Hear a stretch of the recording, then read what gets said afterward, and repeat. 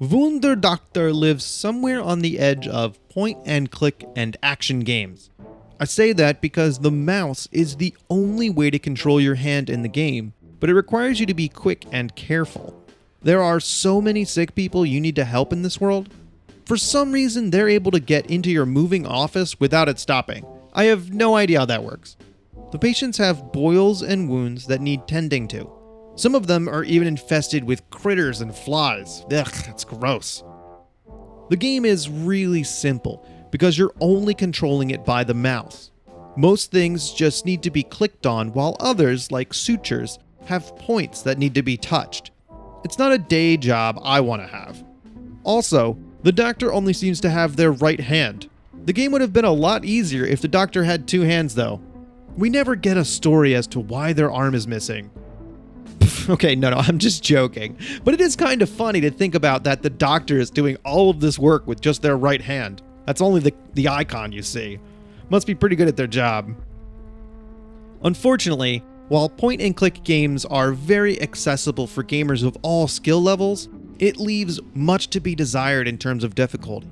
I found Wunderdoktor very simple and was able to complete all of the challenges easily. So what happens is the patient's life, represented by a candle, is consistently decreasing while you work on them. If you make a mistake, their life will lose a chunk, but it's not over yet. Not until their life force drains all the way.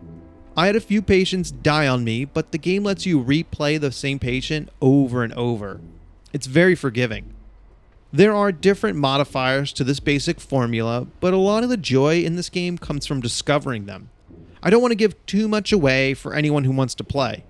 I enjoyed discovering what each patient did and what kind of conditions they had. Each patient is a new experience, a little story with their own personality. No randomness here. Every different aspect of the patient also fits in with their job and personality. Also fantastic is the art on each character. It's absolutely one of the reasons I kept playing. It's fun to see what each new patient brings. Side note, you have to appreciate the art and small details this game has. It's got a fantastic, simple watercolor style that's unique. The landscape outside your office is constantly moving, which is a nice touch.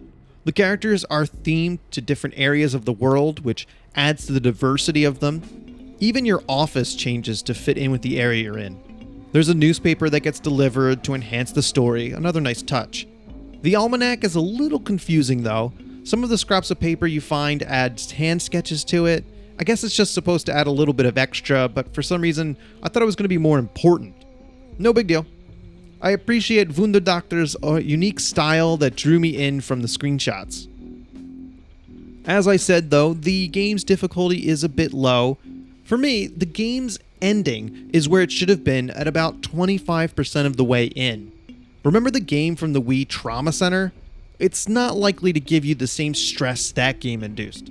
Trauma Center had a ton of complicated operations and the stakes were much higher. Wunderdoktor is much closer to the board game Operation. Very silly and fun. For example, one of the tasks is to press parts of a nose in the right order based on musical sounds it makes. I give credit to the developers for trying to come up with new and interesting ways to click on something to heal it. Their ingenuity is impressive, but for someone who is quite good at using a mouse, it was not difficult at all. I was a little worried when I started playing because of how simple and easy it was. I started getting that gut feeling they took the easy way out because the game's difficulty didn't increase for so long. Thank God the game is not just popping boils the entire time. Without the variation in gameplay it does have, I would not be making this video. I'm really glad I pressed on. The story is the other reason that I kept playing Wunderdoktor. Since the world is so sick, a group of quacks create a restorative snake oil that they sell. It seems to get people addicted, or the world is so sick that everybody wants to try anything at this point. They're garbage though, and don't do anything to help. Wunderdoktor is actually trying to heal these sad people and not buying into the potions. Of course the quacks come by and they want you as a customer and they want you to push the potions.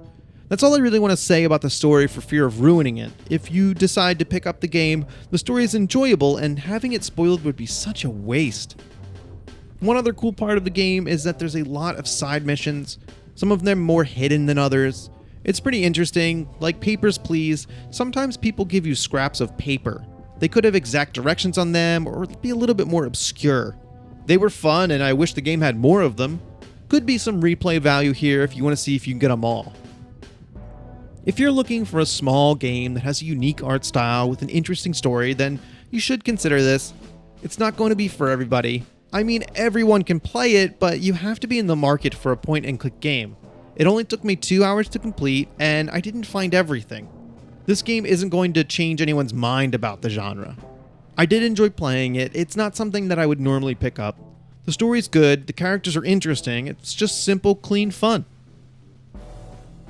Yeah, this game doesn't have loot boxes! Woo! Yeah, I'm just joking, but it does feel like every game's adding loot boxes now.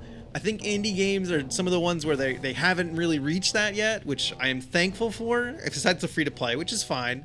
I want that to be over. Thanks for watching. I'll see you in the next one. Bye.